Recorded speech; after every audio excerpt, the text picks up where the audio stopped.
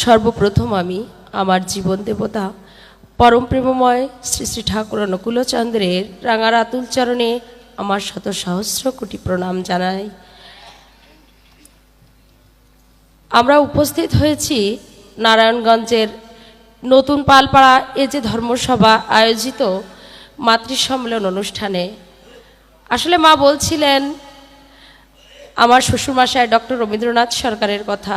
আসলে আমি গর্বিত ওরকম জ্ঞানী গুণী মানুষের বৌমা হতে পেরে, কিন্তু আসলে আমি সুবক্তা নই। আমি কিছু কথা বলবার চেষ্টা করছি মাত্র। এখানে উপস্থিত ঋত্বিক দেবতা এবং স্নেহময়ী মায়েরা, ছোট ছোট কচিকাচা সোনামণিরা এবং সকল ভক্ত সজ্জনের চরণে জানাই জয়গুরু। আমাদের মেয়েদের বৈশিষ্ট্যে ঠাকুর প্রথমেই বলছেন, বৈশিষ্ট্যে যে প্রথম 8টি গুণ, নিষ্ঠা, ধর্ম, শুশ্রূষা, সেবা, সংরক্ষণ ও সুপ্রজনন। এই 8টি গুণের ভেতরে সুপ্রজননের ব্যাপারেই বিশেষ গুরুত্ব দেয়া হয়েছে।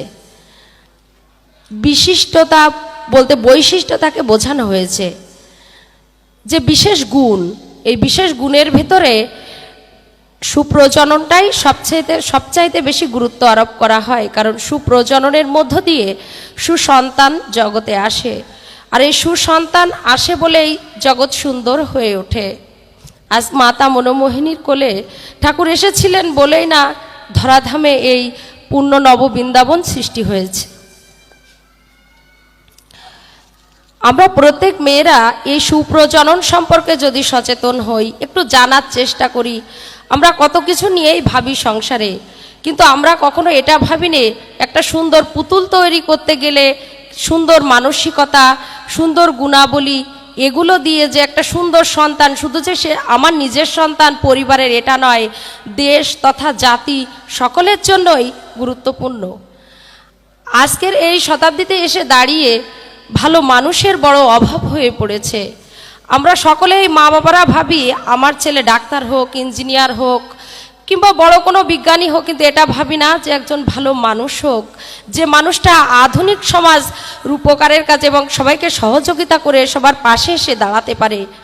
আমরা যদি সত্যিকারের মানুষ ভাবার চেষ্টা করি, তবে সেই শিক্ষাটা আজ দিদি বলছিলেন যে এখানে মাতৃ সম্মেলনের বিষয় হয়েছে আদর্শ জাতি গঠনে পরিবারের ভূমিকা। একটি পরিবারই হচ্ছে একটি আদর্শ বিদ্যালয়, আর এই বিদ্যালয়ের প্রথম শিক্ষিকা হচ্ছেনই একজন মা। এই মায়েদের হাত ধরেই একটি বাচ্চা প্রথম আসে। এই আদো আদো কথার সময় হতেই ঠাকুর বলছেন করে করিয়ে যা শেখাবি, ওইটাই হবে মুখ্যম ছেলে, হিসেবে চল নয় পস্তাবি। আমরা অন্যের ভালোটা দেখে যেমন বুঝি ওই ভালোটা আমার হলে ভালো হতো, কিন্তু আমরা ভাবি না ভালোটা আমরা কিভাবে করব। ওই বাচ্চাটার ভেতর আমরা ছোটবেলা থেকে যদি বাড়িতে হয়তো এখন শীতের সময় প্রথম কমলা এসেছে, আমি যদি বলি দেখো চলো তো আগে একটা ঠাকুর ঘরে রেখে আসি, আমাদের নিজেদের কথা বলতে নেই তবু বলছি, আমাদের বাড়িতে পারিবারিকভাবে একটা রেওয়াজ আছে, যদি কেউ কখনো মিষ্টি কিংবা ফল বা বাড়িতেও কোনো নতুন কিছু হয়, সেটা বাচ্চাদের বলা লাগে না যে আগে ওই জিনিসটা ঠাকুর ঘরে রেখে এসো। ওরা ছোট থেকেই দেখেছে, ওই দাদুভাই যখন বাড়ি যেতেন এটা ওটা নিয়ে যেতেন, বলতেন আগে ঠাকুরকে দিয়ে এসো। ওরা ছোট থেকে ওইগুলো, তারপর এটা তোমার মাকে দিয়ে এসো, এটা তোমার বড়দিকে দাও, এগুলো আমরাও বাচ্চাদের মধ্যে এগুলো করাই, এগুলো বলে থাকি। বা ওই সামান্য হয়তো অল্প একটু জিনিস খেতে দিয়েছি, বা সবাই সেটা পেয়েছে কিনা, সবাই সেটা খেয়েছে কিনা, এই যে ছোট ছোট দিকগুলো এখন একান্নবর্তী পরিবারগুলো ভেঙে গিয়েছে। আমরা ছোট ছোট পরিবারের মধ্যে সবাই এসে পড়েছি, কিন্তু তার ভেতরেও যদি আমরা মায়েরা সচেতন হই, যদি স্বার্থপরতা বুদ্ধির দৃষ্টি দিয়ে না দেখি যে না ঘরে দরজা দিয়ে শুধু আমার বাচ্চাই খাবে এরকম না, সে সবার দিকে চোখ, এই দৃষ্টিটা একদিন তাকে সমস্ত বিশ্বের সবার পরে চোখ নিয়ে আসার, সবার পরে চোখ নিয়ে আসবে এরকম। ঠাকুর বলছেন যে এবার আমি একটু সুসন্তানের দিকে যাচ্ছি। ঠাকুর বলছেন কিভাবে সুসন্তান হয়। প্রথম কথা এরকম বলতে গেলে বলছেন কোনো এক কৃষক, তার হয়তো সে শহরে গিয়েছে, দেখছে বেড়াতে বেড়াতে হয়তো কোর্টের দিকে গিয়েছে, জজ সাহেবকে তার খুব ভালো লাগে, জজ সাহেব কেমন করে হাত নাড়ছেন, কেমন করে কথা বলছেন, ওই ছাপটা হয়তো তার ভেতরে এসে পড়েছে। উনি হয়তো বাড়ি এসে স্ত্রীর সাথে গল্প করছেন, করতে করতে স্ত্রী ওই স্বামীরূপ সন্তান, দেখা গেল স্ত্রীদের মন তো আসলে মেয়েদের মন খানিকটা ক্যামেরার মতো স্বচ্ছ আয়না, ওই ছবিটা কিন্তু তার মনে ছাপে গেঁথে গেছে। ওই বাচ্চা হচ্ছে কৃষক, কিন্তু তার কিন্তু ওই ছোট থেকে ওই বাচ্চার মনোভাব হচ্ছে ওই ম্যাজিস্ট্রেটের মতো। একসময় দেখা গেল ওই বাচ্চা একসময় ম্যাজিস্ট্রেট হয়ে উঠছে। এরকম আমরা যদি এরকম স্বপ্নগুলো নিজেদের মধ্যে রাখি, বাচ্চাদের ভেতর ঢুকিয়ে দিই। যেমন আজকে আমি মা, আমি কখনো একটি মেয়ে ছিলাম, কন্যা, জায়া, জননী, এভাবেই স্তরে স্তরে এগোতে থাকে। আমি আমার ছোট্ট মেয়েটির মধ্যে যদি স্বপ্ন দেখো তুমি একদিন মা হবে, তোমার একটা সংসার হবে, তো সে সংসারে গিয়ে তুমি কি করবে, এই ছোট ছোট স্বপ্নগুলো ওই মেয়েটাও দেখবেন আমরা হাতা খুন্তি মায়েরা যেগুলো নাড়াচাড়া করি, যখন ছোট মেয়ে বড় হয় ওই খেলনার দোকানে যেয়ে প্রথমেই ওই হাতা খুন্তিগুলো কিনে নিয়ে আসে, মাদের দেখে হাতা খুন্তি নাড়াতে, ওই বাচ্চাটাও কিন্তু ওই হাতা খুন্তি নাড়াতে নাড়াতেই শিখে যায় যে খুন্তি কেমন করে নাড়তে হয়, কখন চচ্চড়ি দিতে হয়, কখন ডাল দিতে হয়, কখন শুক্তো দিতে হয়। এভাবে যদি আমরা প্রত্যেক মেয়েদের যদি শিখাই কিভাবে একজন ভালো মা হতে হয়, যখন কুমারীত্বে পৌঁছে যায় তখন দেখো বাইরের জগৎটা তোমার কাছে কেমন, বাইরের পরিবেশে তোমার কেমন করে চলতে হবে, বাইরের পরিবেশে তুমি অন্য অন্য থেকে তোমাকে কিভাবে সরিয়ে রাখতে পারবে।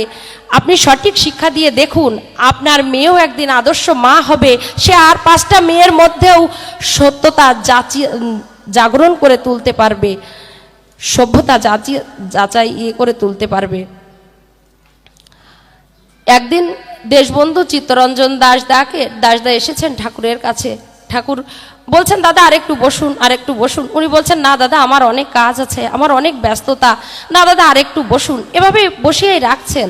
বলছেন দাদা আমার এবার আর না উঠলে হচ্ছে না, তা আমার অনেক বড় মিটিং আছে, আমি না গেলে এটা আমার খুব ক্ষতি হয়ে যাবে। ঠাকুর এ কথাটাই শুনতে চাচ্ছিলেন চিত্তরঞ্জন দাসদার মুখ থেকে। ঠাকুর আস্তে করে বলছেন দাসদা আপনি একটা মিটিং কারোর উপর দায়িত্ব দিতে আসতে পারেননি, দিয়ে আসতে পারেননি, অনেক বড় ক্ষতি হবে এমন মানুষ আপনি পেলেন না।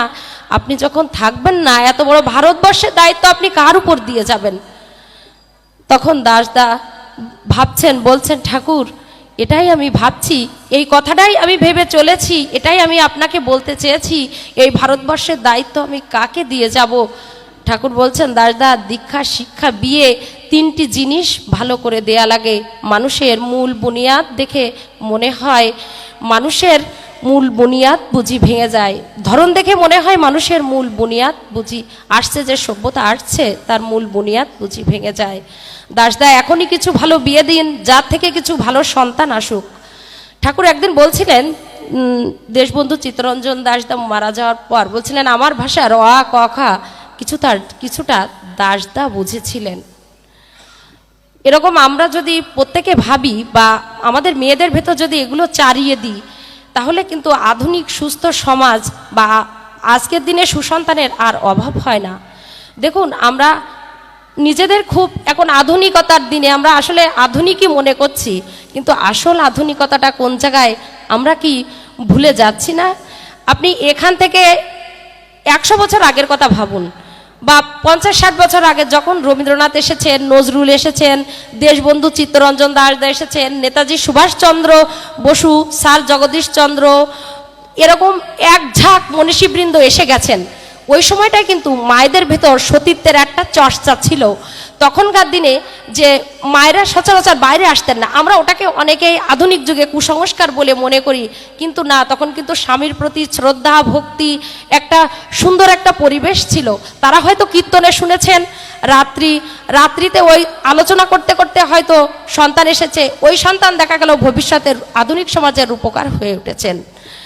এগুলো যদি আমরা এভাবে যদি ভেবে দেখি, আসলে আমরাও সমাজটাকে অনেকখানি এগিয়ে নিয়ে যেতে পারি। আমি প্রত্যেক মায়েদের উপর দৃষ্টি আকর্ষণ করে বলবো, আমাদের বোন, আমাদের মেয়েরা, আমরা যাতে ছোটবেলা থেকে এগুলো শিক্ষা দিই, বা এই যে আমরা একাডেমিক শিক্ষার পাশাপাশি আমার মনে হয় একাডেমিক শিক্ষার চাইতে পারিবারিক শিক্ষাটা অনেক বেশি গুরুত্বপূর্ণ। আর সেই গুরুত্বপূর্ণ শিক্ষাটার প্রথম কেন্দ্রবিন্দুই হচ্ছেন মা। একজন মাই পারেন সন্তানের মধ্যে সুস্থ সংস্কারটা ঢুকিয়ে দিতে। আমি আমাদের আশেপাশে অনেক মায়েদের দেখেছি, হয়তো অবস্থাপন্ন না, প্রচুর টাকা পয়সা আভিজাত্যের মধ্যে থাকে না, কিন্তু অল্পের মধ্য দিয়েও সভ্যভাবে স্বামীর সেই অল্প আয়টুকুনি নিয়ে বাচ্চাদের ভেতর কিভাবে তারা সারাদিন পরেও ভাবেন যে না আমার স্বামী কত কষ্ট করে আসেন, তার উপর আমার এই সংসারটা কিভাবে চলে, আমার বাচ্চাদের যাতে সুন্দরভাবে মানুষ। আমি এরকম অনেক মায়েদের প্রতিনিয়ত দেখি, বা আমার সাথেও এরকম অনেক মারা আছেন, আমার সাথেও আছেন আর কি, যে এগুলো আমার খুবই ভালো লাগে। কিন্তু আমরা আভিজাত্যের মধ্যে যত ঢুকে যাচ্ছি তত আমরা সতীত্বকেই এড়িয়ে যাচ্ছি।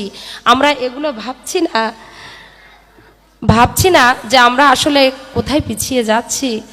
আসলে একদিন সুভাষচন্দ্রর মাকে জিজ্ঞেস করেছিলেন, মা প্রভাবতী দেবীকে, যে আপনার এমন সুভাষচন্দ্রের মতন সন্তান কি করে হলো? উনি বলেছিলেন এগুলো সব ঠাকুরের ইচ্ছা, আমি জানি না, এগুলো ঠাকুরের জন্যই হয়েছে, ঠাকুরের অশেষ কৃপা। আসলে উনি ঠাকুরের বলাগুলিকে নিজের ভেতর নিয়েছিলেন, সেই অনুসরণের ফলেই ওনার সুভাষচন্দ্রের মতো সন্তান এসেছে। আসলে আমি হয়তো সময় অনেক নিয়ে ফেলছি, আমি সকল মায়েদের উপর দৃষ্টি আকর্ষণ করব যে আসলে কালকে এক দাদা বলছিলেন, রে হাউজারম্যান দা যখন আসছিলেন ঠাকুরের কাছে, উনি বলছিলেন ঠাকুর এই ভারতবর্ষের বুকে এরকম সুসন্তান কিভাবে জন্মগ্রহণ করে, কিভাবে আসে।